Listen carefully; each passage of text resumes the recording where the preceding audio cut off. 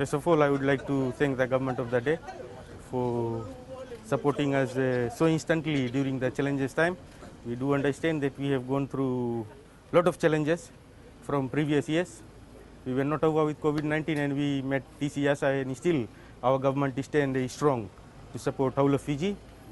And a few things which I would like to highlight to you, sir, this morning is that we got that building damaged. That was the old structure of Bua District School, and the kindergarten. That was Old school? yes, sir. You mean not used? The school was not used? No, it was in use.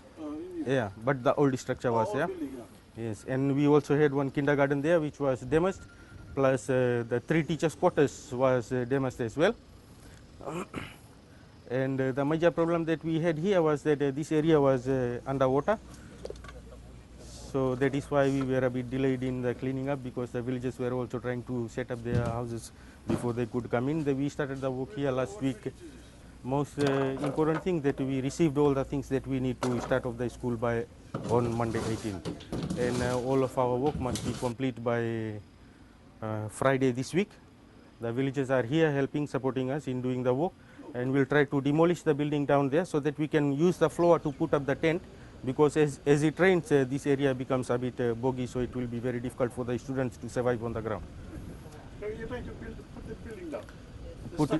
Just the structure so that we can use the floor only. So who's helping you doing that? The villagers are there. Turanganikoro is here with Turangatuimbua.